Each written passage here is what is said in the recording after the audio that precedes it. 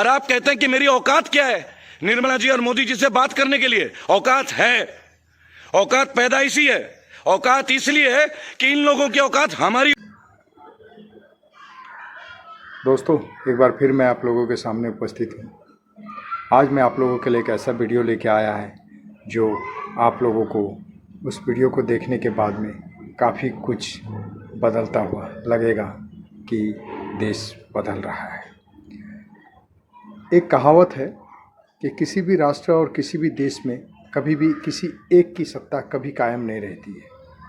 हमारे भारत में जब मुग़लों का सल्तनत नहीं रहा यहाँ और ना ही उनकी सत्ता यहाँ कायम रही, इसके बाद अंग्रेज़ आए, अंग्रेज़ों की सत्ता भी यहाँ से उखड़ गई। और जब भारत आज़ाद हुआ, आज़ाद के बाद कांग्रेस ने अपनी सत्ता की धाक यहाँ जमा ली।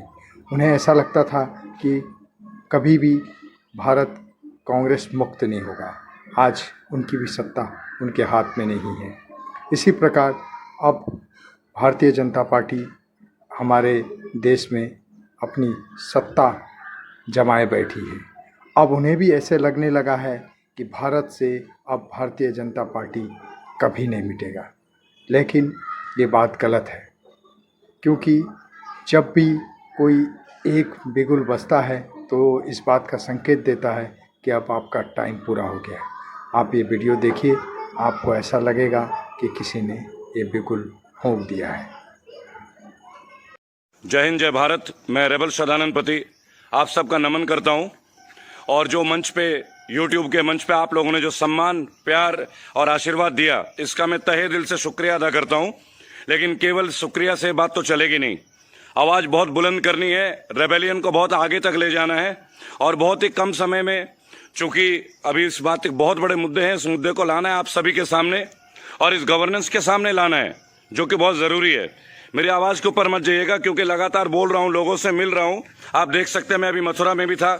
हेमा मालिनी जो सांसद है मथुरा के, वहाँ भी मैं गया था, लोगों से मिलता हूँ, तो थोड़ी सी दिक्कत आ ही जाती है। अब मैं इस गवर्नेंस के ऊपर सबसे पहले एक बात बोलना चाहूँगा। कुछ मेरे मुद्दे हैं अंधभक्तों, ये तुम्हारे लिए।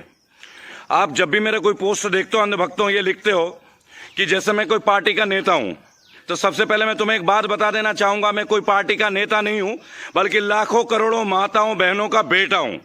अच्छी तरह से ये बात अपने दिमाग में घुसा लो। और जब तुम यूट्यूब के मेरे चैनल में कुछ भी लिखते हो, तुम्हें पूरी आज़ादी है लिखने का। जैसा राइट टू स्पीच मेरा है, freedom to speech and expression मेरा है, ऐसे ही तुम्हारा भी है और हक है तुम्हें इस चीज़ को करने का, लिखने का। लेकिन मैंने कभी भी अपशब्दों का इस्तेमाल नहीं किया, इसलिए मेरे संस्कारों पे मत जाओ। मैं एक मिडिल क्लास का आदमी हूं और मेरे पास केवल एक ही चीज़ है, वो है संस्कार। बाकी तो आप लोगों ने कुछ छोड़ा ही नहीं है ना जी, बाकी तो आपको नेता ही लेके चले जाते हैं। और मैं केवल एक बात आपसे पूछता हूं, इतनी बातें आप लोग अपने IT सेल को लगा देते हो, आगे पीछे 5-6 कॉपी पेज बना देते हो मेरे नाम से, इससे क्या फर्क पड़ जाता है जी? मैं एक बात बोलना चाहूंगा, RSS के एक बहुत बड़े कार्यकर्ता है, मैं उनका नाम नहीं लूंगा, लेकिन एक वीडियो आई है उनकी जिसमें कहा गया है कि बागी श्रद्धानंद अत्यंत ही जाहिल और नीच तरह के इंसान है। तो सबसे पहले मैं एक बात आपसे पूछना चाहूंगा कि अगर मैं जाहिल हूं तो मेरी तरह लाखों करोड़ों मिडिल क्लास के जो लोग हैं वो जाहिल ही हैं। तो क्या आप सबको जाहिल ही समझते हैं क्या? अगर आपके ऊपर मैंने एक प्रश्न उठा दिया, आपकी गवर्नेंस के ऊपर एक प्रश्न उठा दिया, अगर मोदी जी के गवर्नेंस के ऊपर एक प्रश्न उठा दिया, तो मैं जाहिल हो गया? तो इसका मतलब सब आपके चेले बन जाएं क्या? आपके गलत नीतियों का हम शिकार हो रहे हैं, हम भुक्तभोगी हो रहे हैं, उसके बावजूद आपको हमें जाहिली नजर आता है। कमाल करते हैं भाई साहब। एक काम करें ना, मैं तो आपको मुद्दे दे देता हूं। भाई मोदी जी से मेरी तो मुलाकात है नहीं, मैं तो उनका नमन करता, मैं उनको मानता हूं, वो हमारे माननीय प्रधानमंत्री हैं, पूजनीय हैं। आप मेरे प्रश्न उन्हीं से पूछ के मुझे उत्तर दे दीजिए यूट्यूब के माध्यम से। इतना लेक्चर देने की क्या जरूरत है? मैं आपसे एक बात पूछता हूं, चलो आपको लगता है कि मैं केवल सवाल उठाता हूं, इनका जवाब क्या होगा? अरे आप मंच तो दीजिए, आप मुझे एक मंच दे दो, इनका जवाब भी दे दूंगा। जो जो सवाल मैंने उठाए ना, आप बैठाइए मुझे निर्मला सीतारमण के साथ, जवाब मैं उन्हीं को दूंगा, क्योंकि वित्त मंत्री वो है, अंधभक्तों तुम नहीं हो। और अगर उनको मेरा जवाब लेना होता ना, तो अब तक वो मुझे संपर्क कर चुकी होती। वो मेरे लिए भी माननीय है, वित्त मंत्री है राष्ट्र के। मैं असम्मानजनक कभी शब्दों का इस्तेमाल नहीं करता, लेकिन प्रश्न करना मेरा अधिकार है, मेरा हक है, और एज ए रेबल मैं उठाता रहूंगा। चलो मैं अंधभक्तों एक बात आपसे पूछता हूं इतने सालों में आप लोगों ने हम मिडिल क्लास के लिए किया क्या है भाई? आप जीएसटी कर लेते हो, आप नोटबंदी कर लेते हो, आप सीए ले आते हो, एनआरसी ले आते हो, जो भी ले आते हो। मिडिल क्लास के लिए क्या कर रहे हो भाई? लोअर मिडिल क्लास के लिए आपने क्या किया है? खाली टैक्स ही लगाते रहे हो, हमसे लेते रहे हो। ये जो आपका पीएम बनाया ना, अपने पीएम केयर फंड, ये क्या है बताना? इसमें जो फंड जा रहा है ना, वो हमारा शरीर का खून है हमारे शरीर का। आप हमसे हमारा खून ले रहे हैं, आप ये समझ लें, और उसके बावजूद उसे आरटीआई में नहीं लाते हैं। कमाल करते हैं यार अंधभक्तों। पूछो अपने गुरुजी से, पूछो भाई क्यों नहीं है आरटीआई के अंतर्गत? आप हमारे जो पैसे ले रहे हैं उसका आप क्या इस्तेमाल कर रहे हैं? पब्लिक में इंफॉर्मेशन दे दीजिए। अगर आपको करोड़ों मिले ना, आपको अरबों मिलने लग जाएंगे। अगर आपको अरब मिले तो खरब मिल जाएंगे। आप सोचते हो आवाज दबा दोगे आप सोचते हो रेबल की आवाज दबा दोगे? पॉसिबल ही नहीं है। इतने बड़े बड़े राहत पैकेज बनाते हो आप लोग यार, कमाल करते हो। जरा मुझे बताना, ये जो टैक्सी वाले लोग हैं जो 2 महीने 3 महीने से बैठे पड़े हैं, ओला उबर के टैक्सी चलाते हैं, अपनी टैक्सी चलाते हैं, आपने तो टैक्सी वालों की जिंदगी छीन ली। आप लोगों ने एक पेशे को खत्म कर दिया। आप लोगों ने टैक्सी सर्विसेज को, ओला और उबर को बांट दिया। जो व्यक्ति अपनी खुद की गाड़ी चलाता था बेचारा, आज उस पर कोई काम नहीं, उससे ग्राहक नहीं मिलता। क्यों? क्योंकि बड़ी मछली छोटी मछली को खा जाती है। अंधभक्तों सुना तो होगा ना, या नहीं सुना है? मैं अब तक ये बात समझ नहीं पाया। जब देखो महाराष्ट्र का सवाल उठा लेते हो यार, जब देखो दिल्ली का सवाल उठा लेते हो यार, क्योंकि आप लोगों की पार्टी नहीं है वहां पे।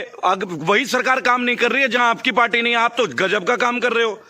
आपको पता है, मुझे ये नहीं समझ में आ रहा है, मेरी तरह लाखों लोग जो रेबल बन के तैयार हैं, उन्हें यह नहीं समझ में आ रहा है कि हम महामारी से लड़ रहे हैं या आप लोगों की तैयारी से लड़ रहे हैं। क्या तैयारी किया आपने? इतने बड़े बड़े स्टेडियम को आप क्वारंटाइन के लिए बना रहे हो, आइसोलेशन वार्ड के लिए बना रहे हो। कोई खबर है क्या आप लोगों के पास कि कुछ बहुत बड़ा होने वाला है? अरे हमें दे दो यार, हमें भी इंफॉर्मेशन शेयर कर दो, हम भी अलर्ट हो जाएं, अपने आप को सुरक्षित रखने के उपाय ढूंढ ले। हमें मालूम है सरकार कितनी देगी सपोर्ट, वो तो मजदूरों की हालत देख के पता चल जाती है ना। आपकी ट्रेनें बंगाल के बदले उड़ीसा घुस जाती हैं। ये तो शुक्र है, ज्यादा दिन नहीं तो आप बंगाल के बदले आप जापान पहुंचा देते ट्रेनों को। देखिए सर, मैंने केवल प्रश्न उठाया और मैं जवाब भी देना चाहता हूं, इनका सोल्यूशन भी बताऊंगा। 45 साल का हूं मैं, 2 बच्चे हैं, लाइफ के एक्सपीरियंसेस है, जानता हूं उनको पढ़ाई कैसे की जाती है। एक क्वेश्चन उठा देता हूं, शिक्षा के ऊपर तो आप लोग के चुनने लग जाते हैं। अरे भाई, सारे स्कूलों से मैसेज आ रहे हैं, kindly pay your fees, we are ready to take the fees. क्यों नहीं डायरेक्ट ऑर्डिनेंस पास कर रहे हो? क्यों नहीं मोदी जी आते हैं टीवी पे डायरेक्ट? क्यों नहीं सरकारी ऑर्डर आ जाता है कि नहीं नहीं लिया जाएगा? लोग घरों में बैठे हैं भाई, नहीं है पैसे, और आगे का कोई रोड मैप भी नहीं है। एक्चुअली आप लोगों का तो रोड मैप था ही नहीं ना। जब कोरोना की स्टार्टिंग हुई तब तो आप लोग नमस्ते ट्रंप करने में बिजी हो गए, तब आप लोग मध्य प्रदेश की सरकार गिराने में लग गए। वो तो शुक्र नहीं हुआ, नहीं तो आप तो महाराष्ट्र की सरकार भी गिरा देते। अरे सर, मैं तो केवल एक आवाज बुलंद करना चाहता हूं। ये जो विपक्ष है ना, माननीय राहुल गांधी, माननीय केजरीवाल जी, ममता बनर्जी जी, आपके अखिलेश यादव जी, मायावती जी, मैं तो अपने आवाज इसलिए उठाना चाह रहा हूं क्योंकि विपक्ष चुप बैठा है, शांत हो गया विपक्ष। अरे मैं कहता हूं हम रेबल हैं, देश की जनता ही विपक्ष है, हमने आपको चुना है, हम ही आपके विपक्ष में आएंगे। और कौन आएगा? हमें बताने का हक नहीं है क्या आपको? ना बताएं कि हमें तकलीफ हो रही है। आपने सारी दुकानें बंद कर दी, मैकेनिक्स की बंद कर दी, मकान मालिक को बोल दिया किराया मत लो। मुझे एक बात बताओ, उनके लिए आपने क्या किया है भाई? एमएसएमई में 20 लाख करोड़, पता नहीं कितने कितने डेफिनेशन दे रहे हैं आप। अरे साधारण जनमानस के लिए आ जाओ यार, साधारण जनमानस के लिए आ जाओ। जब नॉर्मल स्थिति थी तब आपने लॉकडाउन इतना स्ट्रिक्ट कर दिया, लोगों को लठ बजाने लग गए। बेचारे उन पुलिस वालों को भी जबरदस्ती दबाव दे दिया, इस वजह से उन्होंने भी कई बार लोगों से भिड़े। और अब जब इतनी महामारी फैल रही है तब आप चीजों को खोलने में लगे हो। आपने यहां पे ओप्पो खुलवा दिया उत्तर प्रदेश में, दूसरे ही दिन 40 लोग आ गए कोरोना पॉजिटिव, ना जाने किन किन लोगों से मिले होंगे। और तो और जी टीवी के न्यूज चैनल में देख लीजिए, जिस सोसाइटी में मैं रहता हूं वहां भी कोरोना पॉजिटिव केस आपके जी टीवी न्यूज चैनल से आया है। क्या बताएं आपको? अरे प्रश्न करने का अधिकार दीजिए, अगर आपको जवाब चाहिए ना। अगर कोई अंधभक्त और पार्टी का कार्यकर्ता यह समझता है कि हमें जवाब देना नहीं आता, अरे मंच पे बुलाओ ना, मंच पे बुलाओ, जवाब भी देंगे, जवाब आपको देंगे। अभी तो सवाल उठा रहे हैं, जवाब तैयार है। जवाब डेटा और आंकड़ों के साथ तैयार है। पहला प्रश्न, आपने पीएम केयर को आरटीआई के अंदर क्यों नहीं लाया? आप भ्रष्टाचार का अगेंस्ट बोलते हैं, भ्रष्टाचार मिटाएंगे, अच्छे दिन लाएंगे, क्या मिटा रहे हैं आप? ऐसा लगता है जैसा पार्टी फंड के लिए पैसे मांग रहे हैं। सोनू सूद को देख लीजिए, नहीं दिया पीएम केयर में, डायरेक्ट लोगों की सर्विस कर रहे हैं, सेवा कर रहे हैं। दिखता है, जो आंखों के सामने होता है वो दिखता है।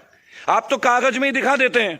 मेरी वीडियो में देख लीजिएगा, सुमन चौधरी जी हैं मथुरा में, उनका बोर्ड लगा हुआ है, क्या हालत है, मेन होल नाली के साथ लगा हुआ है। अब ये मत बोलना कि लॉकडाउन के दौरान है, सड़कें सालों से टूटी पड़ी हैं।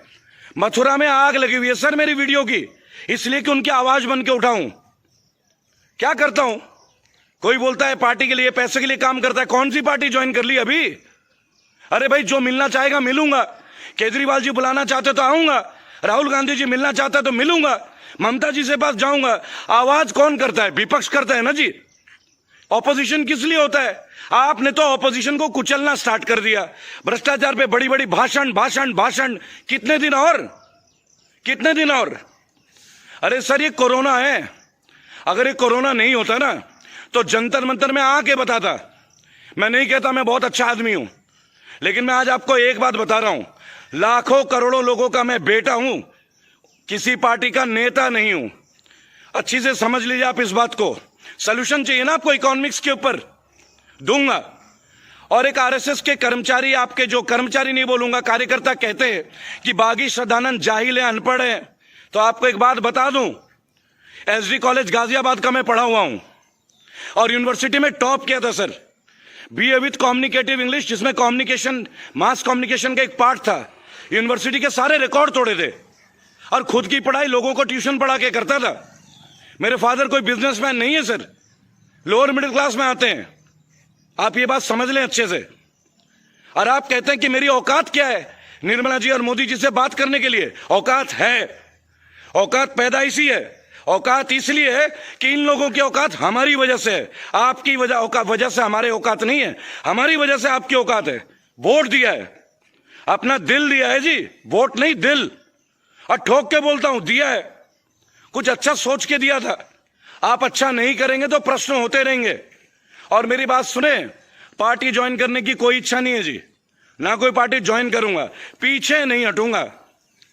आप लिखते हैं कि मेरे को यूट्यूब में लाइक चाहिए, मुझे फेसबुक में लाइक चाहिए। मुझे एक बात बता दें, यूट्यूब के माध्यम से ही तो लोगों से मिल रहा हूं ना। कोरोना है, लॉकडाउन है, डिसिप्लिन तो नहीं तोड़ रहा हूं। यूट्यूब के माध्यम से लोगों को जोड़ रहा हूं। कैसे जोड़ूंगा? क्यों नहीं बोलूं कि रेबल श्रद्धानंद पति को आप ज्वाइन करें? क्यों नहीं बोलूं? अरे सबकी दिल की आवाज बनकर आया हूं। आपकी गुजरात से इतने लोगों की आवाज है कि उनका दमन किया जा रहा है। बातें करते हैं आत्मनिर्भर बनो, चाइना का बॉयकॉट करो, स्टैच्यू ऑफ यूनिटी बनाते हैं आप सरदार वल्लभ भाई पटेल के ऊपर और चाइना से मूर्ति बनवा लेते हैं। ऐसे बनेंगे आत्मनिर्भर? ऐसे बनेंगे स्वदेशी? कमाल करते हैं। सारी चीजें बेचे जा रहे हो, प्राइवेटाइज किए जा रहे हो। बुला लो मंच पे, जवाब दे दूंगा।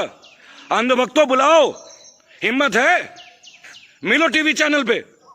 अगर खुल गया ना जंतर मंतर में, खुल के मिलूंगा। डरने वाला नहीं हूं, दबने वाला नहीं हूं, धमकाना मत। और एक बात बता रहा हूं, अपने आत्मा को झांक लो। अगर मैं गलत हूं, जो मेरे खिलाफ हैं, मुझे अपने घर बुलाए, मैं आपके घर आऊंगा और आपके माता पिता के सामने पूछूंगा क्या ये समस्याएं नहीं है लोगों की?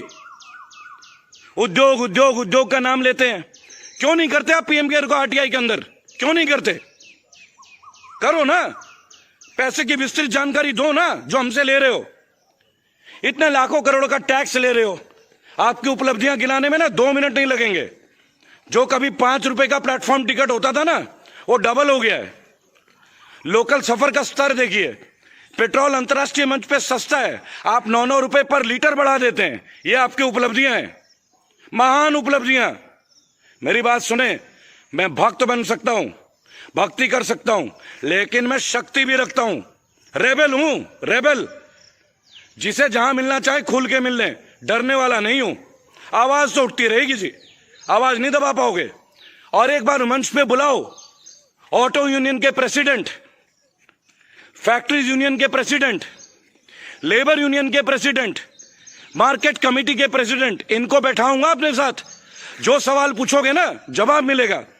जैसा आप निर्मला जी से पूछते हो तो जवाब वो नहीं देती हैं, उनके असिस्टेंट देते हैं मंच पे भी। 5 दिन लगे थे उनको ये 20 लाख करोड़ का पैकेज लोगों को समझाने में। अरे खुद ही नहीं समझ पाई तो हमें क्या समझाएंगे। मिडिल क्लास का मजाक बनाया हुआ है आपने। ऐसा लगता है जैसा गाली है। एक आदमी अपने बेटे के लिए कुछ नहीं कर पाता, गाड़ी खरीदने के लिए सोचना पड़ता है, यार आप मिडिल क्लास की बड़ी बड़ी बातें करते हैं। क्या दिया है आपने सर? केवल भाषण भाषण और भाषण। जब भी कोई बात आती है तुरंत दिखा दोगे। आपका कोई मुद्दा पकड़ा जाए, अभी सोनाली फोगाट आपकी जो नेता हैं बालसमंद से, क्या हरकतें हैं उनकी जी, थप्पड़ उठा रहे हैं। बताओ, शर्म आनी चाहिए। अधिकारियों को हाथ उठाओगे, गुंडागर्दी करोगे। इसलिए हम लोगों ने आपको समर्थन दिया था। आप लोगों की कोई भी कमजोरी पकड़ी जाए तुरंत टीवी ने चैनलों पे दूसरी चीजें दिखा दोगे आप। टिड्डियों का आतंक, पाकिस्तान भूखा मर रहा है, रशिया में आतंक, कोरोना फैल रहा है, अमेरिका में दंगे। अरे हमारे देश की खबर दिखा दो ना। इतना खबरें कम पड़ जाएगी, समय जो है ना जी, समय कम पड़ जाएगा खबरें दिखाते दिखाते। लोगों को इतना कष्ट है। आत्मा को मत झकझोरो। हम बगावत पे आ गए तो बहुत कुछ हो जाएगा। अरे आपको पता है राष्ट्र के युवा क्या कर सकते हैं? मैं स्वामी विवेकानंद को मानता हूं, नेताजी सुभाष चंद्र बोस को मानता हूं, बंगाल से हूं। आज ममता बनर्जी की सरकार है तो ममता जी गलत है। ममता जी देश को डुबा रही हैं, जात पात कर दे तो हिंदू मुस्लिम। अरे यार शर्म आनी चाहिए। दिल्ली में चुनाव हुए, आप लोगों ने हिंदू मुस्लिम खेल दिया। तरक्की पे बात करो, क्यों हारे दिल्ली में? लोग जानते हैं। और अब जो स्टेट आ रही है ना, जीत के दिखा देना। आप जीत के दिखा देना। मुझे तो इस विपक्ष के ऊपर दुख होता है। हम जैसे रेबल आते हैं मंच पे, ये विपक्ष अगर एकजुट हो जाए एक स्वर में, अच्छी धारणा के साथ, सोच के साथ, तो क्या नहीं हो सकता है। अखिलेश यादव जी, आप पूर्व मुख्यमंत्री हैं। मैं आपसे आह्वान करता हूं, मैं उत्तर प्रदेश में ही हूं वर्तमान में और यहीं का वोटर हूं। कम से कम रेबल्स की आवाज को सुने। आप तो युवा हैं। मंच जो है ना पार्टी का नहीं होता, मंच देशभक्ति का होना चाहिए। और आपने कहा था ना कि भाई जब राजनीति में आएंगे तभी लड़ेंगे। हम आपको बगैर पॉलिटिक्स में आए लड़के दिखाएंगे, हरा के दिखाएंगे, और जो गलत है उसे उखाड़ के फेंक के दिखाएंगे। और जो पढ़े लिखे विद्वान है अंधभक्तों तुम में से, भैया जब भी स्टैटिस्टिक्स के साथ बात करनी हो ना, ऑन टेबल बुला लेना, मंच पे बुला लेना। उस दिन बताऊंगा आंकड़े क्या होते हैं। आपको हेमा मालिनी जी नहीं, जितने भी नेता है ना आपके क्षेत्र के, गौतम बुद्ध नगर के डॉक्टर महेश शर्मा, इनके अचीवमेंट्स गिना के दिखा दूंगा। और आप कहते हैं कि हम आपके खिलाफ क्यों बोल रहे हैं? आपके खिलाफ नहीं बोल रहे हैं। अभी आप शासन में हैं तो आप ही से सवाल करूंगा ना। अगर कांग्रेस होती तो कांग्रेस से करूंगा। दिल्ली में खामी है तो दिल्ली की भी बात उठाऊंगा। ये किसने कह दिया आपको? जबरदस्ती हमें कांग्रेस का चमचा, कभी अरविंद केजरीवाल का चमचा, क्या है ये सब? इंतजार कीजिए, रेबल्स साथ आइए। देश में एक मजाक बन रहा है मीडियम क्लास फैमिलीज के लिए, हमारा मजाक बनाया जा रहा है। अब तो एक हो जाओ। कब तक इनको बर्दाश्त करते रहेंगे? कब तक इनका अत्याचार सहते रहेंगे हम लोग? कब तक? आइए रेबल के साथ, आइए जुड़िए इस मुहिम में। रेबल सदानंद पति आपका आह्वान करता है, आइए। मैं अकेला चला था, आज लाखों हैं मेरे साथ, लाखों हैं, करोड़ों हैं, देश विदेश से हैं। इन्हीं के सरकार के मंत्री भी हैं जो कहते हैं बागी साहब हम आपके साथ हैं, अगर मैं कुछ सामने आ गया तो हमें हटा दिया जाएगा। उनका भी उल्लेख करूंगा अगली वीडियो में। मैं आह्वान करता हूं हमारे साथ आए देशवासी, आवाज बुलंद करें, आवाज बुलंद करें। जय हिंद, जय भारत। अगली वीडियो में 3 दिन के अंदर आपको और समस्या और उनका समाधान भी बताऊंगा। एक्चुअली अभी तो समस्याओं को उठा रहा हूं, उसके बाद मंच पे आऊंगा आप लोगों के साथ, भाइयों और बहनों, आप लोगों के साथ आऊंगा, डेटा के साथ बैठूंगा मीडिया में। एबीपी न्यूज ने कुछ दिन पहले मेरा नंबर लिया था। मैं जान सकता हूं मेरा इंटरव्यू क्यों नहीं हुआ एबीपी में। मैं जान सकता हूं कि मीडिया के ऊपर कितना दबाव है। जो भी सरकार के खिलाफ बोले उसकी आवाज क्रश करने की, नहीं कर पाओगे। मैं रहूं ना रहूं क्या फर्क पड़ता है? मैं तो साधारण घर का लड़का हूं, क्या फर्क पड़ता है मुझे? मेरे पिताजी को ही लगेगा कि 3 बेटे 1 बेटा मर गया, बस यही ना। आवाज उठ गई है, रुकेगी नहीं। आप टीवी चैनल को रोक सकते हो, इंटरनेट को नहीं रोक सकते, कब तक रोकोगे? कब तक? अपनी गलतियां सुधारो, लोगों में आओ, लोगों की समस्याओं को सुनो और अपने गंदे नेताओं को बाहर का दरवाजा दिखाओ अगर आप अच्छे दिन लाना चाहते हैं। जय हिंद, जय भारत। अभी आपने जो वीडियो देखा, ये वीडियो है ग्रेटर नोएडा के गौतम बुद्ध नगर में रहने वाले रिबेल श्रद्धानंद पति जी का। श्रद्धानंद पति मेरे मित्र हैं और उन्होंने अपनी आवाज़ बुलंद की है। वो आवाज़ आज उनकी आवाज़ है, कल वो आवाम की आवाज़ होगी और उनकी आवाज़ को दबाने का बहुत प्रयास किया जा रहा है। उनकी आवाज़ को दमन करने की भी बहुत प्रयास किया जा रहा है। किसी सत्ताधारी या किसी राजनेता या किसी पार्टी को किसी जनता की आवाज़ दबाने का कोई अधिकार नहीं है। हमारे भारत में या किसी राष्ट्रीय पार्टी या किसी भी सत्ता में विरोधी पक्ष का होना बहुत ज़रूरी है। अगर विरोधी पक्ष नहीं है तो वहाँ हिटलरशाही होने लगती है। इसीलिए विरोध जताना हर नागरिक का अधिकार है, क्योंकि वो भी यहाँ के एक आप लोगों को सत्ता में खड़ा करने वाले एक वोटर है। उम्मीद है कि आप ये बात समझ गए होंगे और अगली बार मैं एक कुछ खास आपके लिए लाऊंगा। जय हिंद, जय